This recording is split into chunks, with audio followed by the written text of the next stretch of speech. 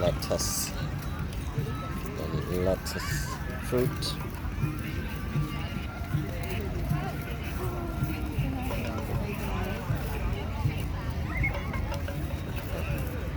so you want to throw kite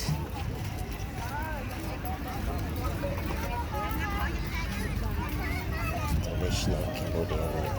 dog.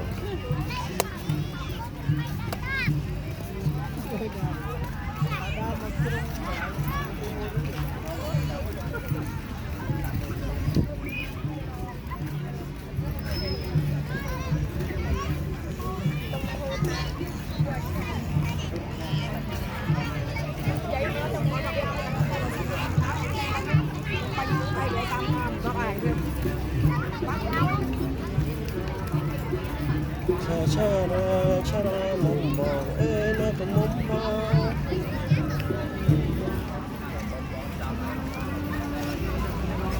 sao hạt sáp vậy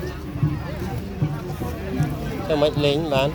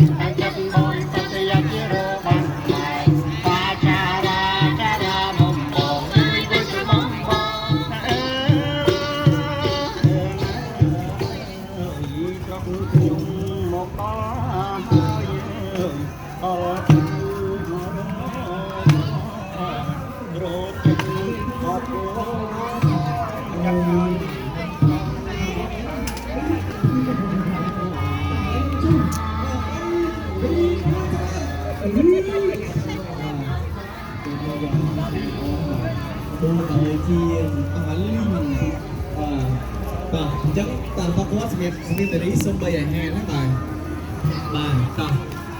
ở đây phong buồn nói để xa xem mà nó diễn đây thì luôn chân sẽ biết từ đấy xong bây giờ hè xong một tu ở thế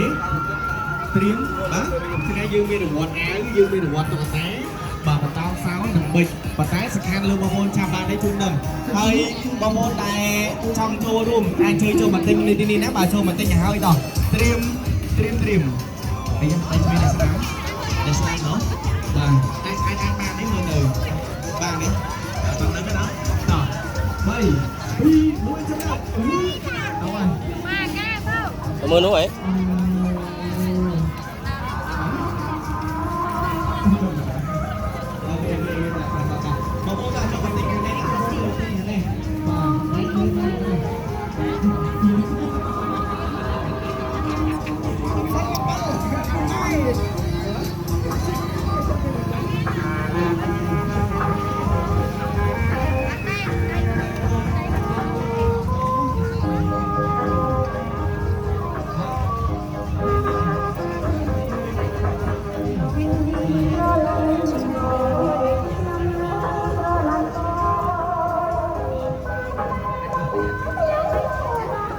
cho nhầm đi hả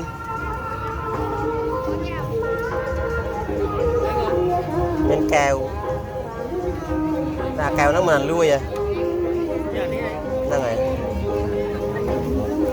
giờ miền Bắc đến giờ miền Bắc bay á nha mất đấy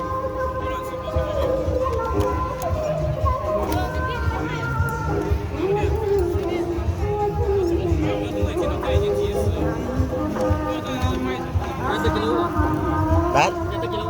bay chứ nó bay từ nào vẫn nhâm ly bay từ nào vậy nó bay từ nào có sao nâng ly bay từ nào vậy xa mơ mơ